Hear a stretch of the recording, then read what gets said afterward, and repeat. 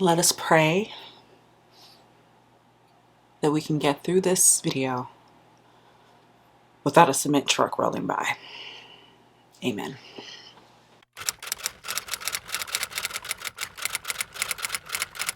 Well, I'm Amira.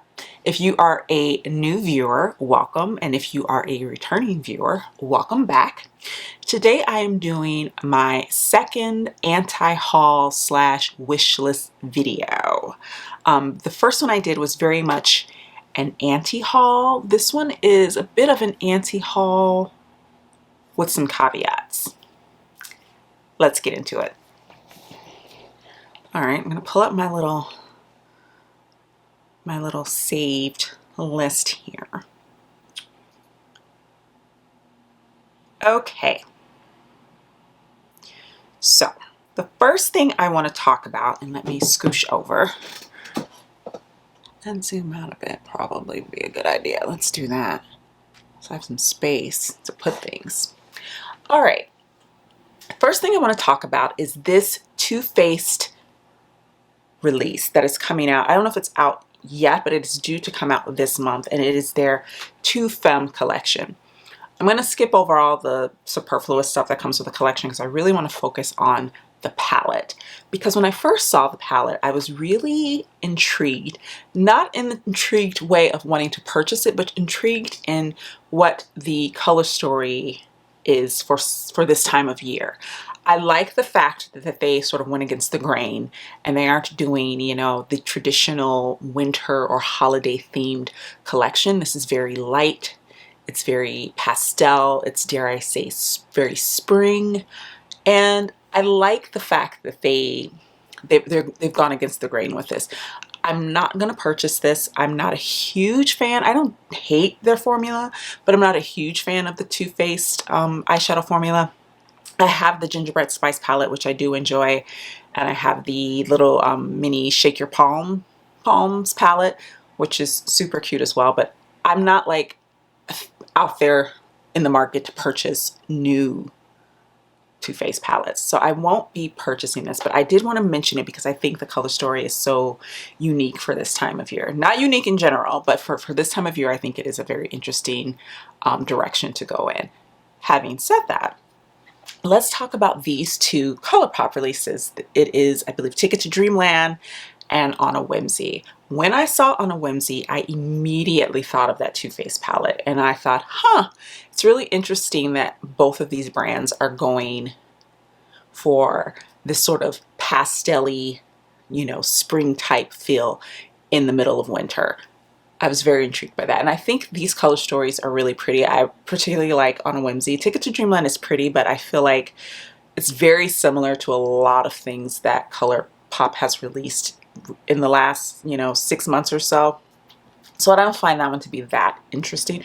I do find On a Whimsy to be quite interesting for them because it's got neutrals in it, but everything has sort of like this pinky, soft, pastel-y tone.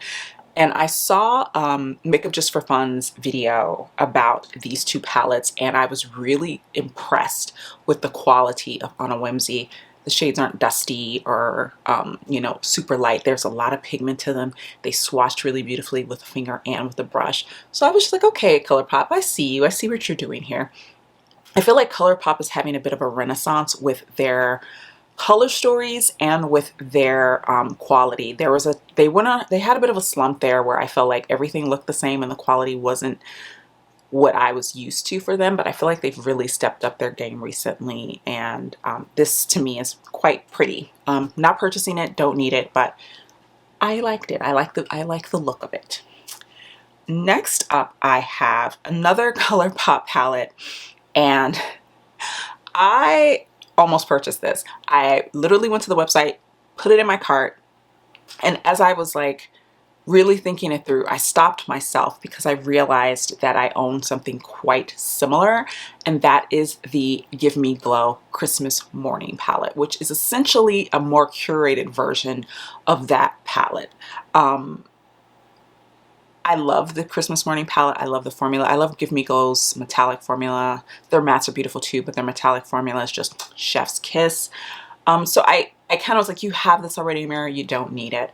And I do like the fact that with the Christmas Morning palette, there's not as many browns. I do like that Colourpop put these browns and the reds and the greens together. Like I love the overall color story, but I don't necessarily think you need that many neutrals. Like I don't feel like this necessarily needed to be a palette of how many shades does this palette have?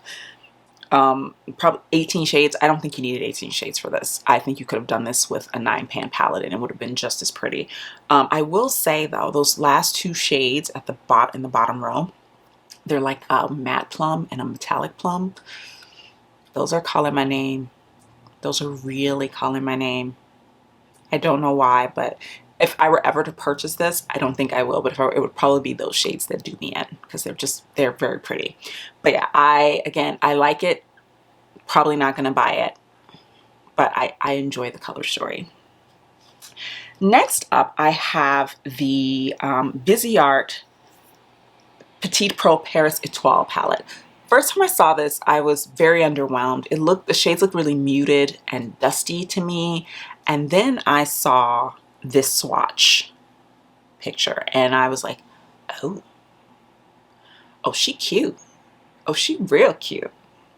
This color story is my jam. This is my jam for a winter, a really sophisticated, really well curated color story for winter. I think this is beautiful, especially the shades Flores and Montmartre and Choisy. That's speaking to my heart. Will I be buying this?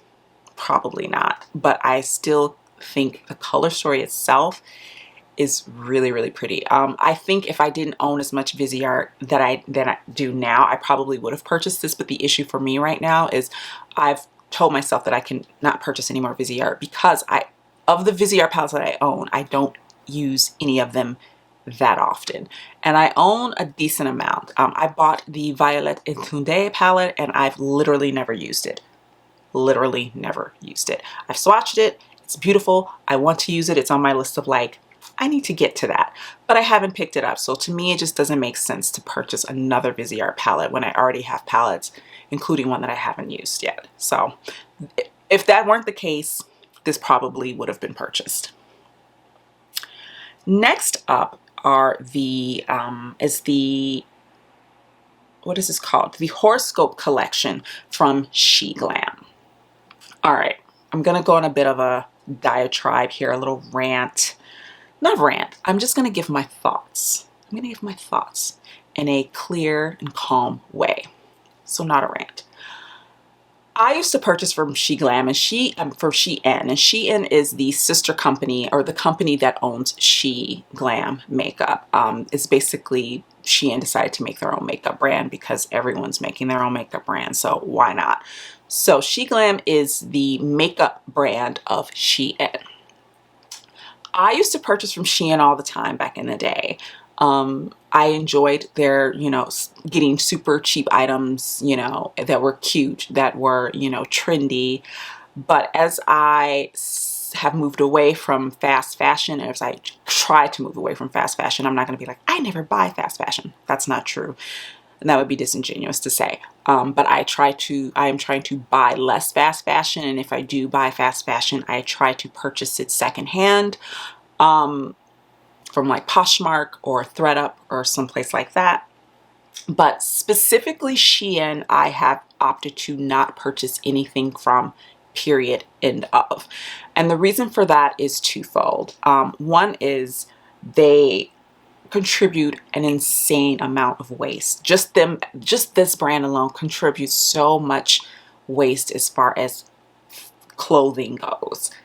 And fast fashion is the largest contributor to waste in the world, literally.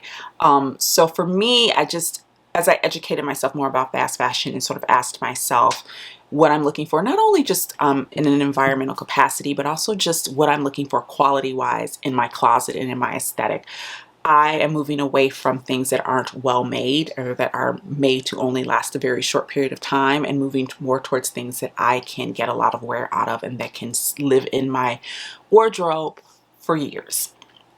So for me, and I will say, if you want to know more about Shein's business practices as far as that goes, there is a really great podcast called Business Wars that I listened to, and they did I think it's a 6 or 7 part series on the rise of fast fashion. So it's a really good listen. I highly recommend it, but they talk about Shein as well as quite a few other popular fast fashion brands. So that's one reason why I no longer purchase from Shein. The second reason I no longer purchase from Shein is because of the fact that they have a history of stealing from Black creatives and artists. And I have an issue with that. And it is not something that's happened once. It's not something that's happened twice. This is a recurring thing with them. So for me, I just have no desire to give that company any of my money. Having said that, I think these palettes are stunning. I think the color story is beautiful. Color stories are beautiful. I'm actually really into astrology. I used to do astrological charts for friends way back in the day. I'm pretty rusty with that now, but I am someone who really loves astrology. And I think these are beautiful. I think the color stories are beautiful. I love the Capricorn color story. I think that's stunning. I will say when I first looked at the artwork for this, it reminds me a ton of Odin's Eye. Like if you had said this was Odin's Eye, I would have believed you. I would have been like, oh yeah, Odin's Eye. So yeah, I find that interesting, that how much the artwork is very much Odin's Eye-like. Just something I'm going to put out there. But yes, I won't be purchasing any of these. Next up is this palette that was recently revealed, and it is the Supreme Nudes, the Quickie palette. This palette is so pretty. And when I first looked at it, I was like, ooh, a spin-off of the Supreme Nudes, like a new one? No. This is literally a curation of shades that are from the Supreme Nudes palette. And the Supreme Nudes palette I own, and I used it quite a bit when I first got it, and then I haven't used it in ages.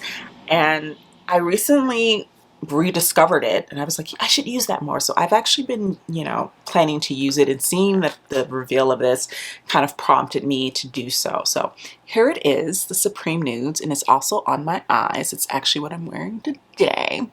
And I forgot how lovely this palette is and how beautiful the shades are. And I'm wearing Opulence, the flaky gold. I'm wearing these 2 browns and this bronze. And that's it. That's all it's on my eyes. Beautiful palette. If you do not have the full-size Supreme Nudes, I would say get this. I love the packaging. I think all of the aesthetically, this is just very pleasing to me. And if I didn't own the full size, I would probably purchase this one because I think it's beautiful. But yes, this is a lovely release. I don't know what the price tag for this one is, because I feel like if it's on the higher end, you'd probably be better off getting this, but I don't see that here listed on Trendmood. So I don't know, but if I find out what the price is, then I'll put it in the description box. But yes, I think this is very cute. Next up, I have these 2 palettes from Juvia's Place, and it is their Holiday 2021 collection. And it's called Allure. And there's Allure 2 and Allure 3. Now, I believe there was an Allure 1, but I don't know where that is in the pantheon of these. All I see right now at Trendmood are these 2. So it's Allure 2, which is the blue one, and then Allure 3, which is the like coral brown bronze one. Okay, Allure 3 is calling my name, and I'm not purchasing eyeshadow right now, but there may come a point, if these are not limited edition, that I might pick Allure 3 up, because that color story is beautiful. I also really like the blue. Like, I used to not be into blue eyeshadows when I was first getting into makeup. I found blue very intimidating, but I actually really love blue eyeshadow. And this one is very pretty too. I will say that from the swatches, I'm seeing that there's only one matte. It's that dark matte navy color. I wish they have 2 like sort of similar mid-tone blue metallics. I wish that they had maybe swapped one of those out for a mid-tone matte blue. But other than that, I think this is really pretty. Both of these they're gorgeous. Yeah, Allure 3 is calling my name. It's such an interesting color story too, with the corals and the blue and the bronze. I enjoy. I approve. All right. Okay, let's talk about these Fenty Killawatt liquid highlighters. I don't own any of the Fenty Killawatt highlighters, and so many people rave about them, and I just kind of missed the boat on them. I just never picked one up, and I'm kind of curious now about them because I was watching Baddie Beans Declutter, and she was swatching a couple of them, and I was like, oh, hello. Like, I know of them, but the ones that she was swatching, I think, were more of like the holiday releases. They weren't like the main line of the Killawatt highlighters, but I could be wrong about that. But these liquid highlighters are all the liquid versions of the original 5 highlighters that they released, and I think these are beautiful. I don't know if I would get one. If I did, it would either be maybe like Hustler Baby or Shy Chick. Those are stunning, but yeah, I mean, I'm not really in the market for liquid highlighter, and I'm still learning how to really work with liquid highlighters. I don't own a lot. I think I only own like maybe 1 or 2, maybe. But I don't use them a lot. So for me, I would want to play with a liquid highlighter and see if that's even my jam before I invested in something like this. But I think they're pretty, and I think they're really on trend. I think, you know, with everything sort of being like cream, everyone wants cream and skin tints and all of that jazz. This fits right into that wheelhouse of like non-powder products. So yeah, I think these are beautiful. I think these are beautiful. Next up, I wanted to talk about this. This is another Colourpop release, and I just want to bring it up. It's new, and it's kind of the opposite of what I was saying about Colourpop earlier. And this is my issue with Colourpop. I know a lot of people love to talk shit about Colourpop. I actually really enjoy Colourpop. I think when they do their makeup well, they do it really well. They have really good quality for the price point. They know how to do good color stories when they put their minds to it. I think the issue with Colourpop, and I know everyone talks about they're the fast fashion of makeup. Yes, but there are brands that are out there who are way more invested in the fast fashion business model than even Colourpop. Makeup Revolution. I just say, if you're going to talk shit about Colourpop, you need to make room for Makeup Revolution that has like 7 different brands, spin-off brands, and they release 1,500 things from each brand every single year. So yes, Colourpop comes out with a lot of stuff, but they are by no means, in my opinion, the top dog when it comes to that. Having said that, I do feel like because Colourpop has that sort of fast turnaround of makeup, I feel like they have to hit a certain quota with things, and this is a prime example of the, like, Colourpop is on a calendar and they have to release a certain amount of makeup every single month or every single quarter. And so they come out with really cool stuff, and then they'll come out with something like this, which is the Feelin' Bubbly collection. And it is a collection of 1 eyeshadow palette, 3 Jelly Munch shadows, 2 Super Shock highlighters, and 3 Luxe glosses. Oh, and some diamond little stickers.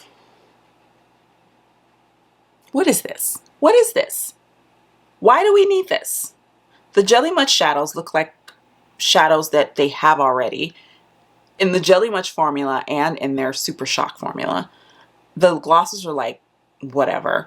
And then you have this Unseasoned Chicken eyeshadow palette full of super light shimmers. I mean, even the swatches are so lackluster. Usually sometimes I'll look at a Colourpop palette or any palette and you'll see it, a picture just of the palette, and you're like, meh. Kind of like that Viseart palette where you're like, meh. And then you see swatches and you're like, whoa, that swatch is completely different from the way that it was photographed. No. That looks like a boring unseasoned chicken palette in the pan, and it looks like a boring unseasoned chicken palette on the arm swatch. Look at those swatches. They are terrible. What is this? Who wants this? Why would anyone want this? If you have any of the Colourpop neutral eyeshadow palettes, you have these shades in some combination.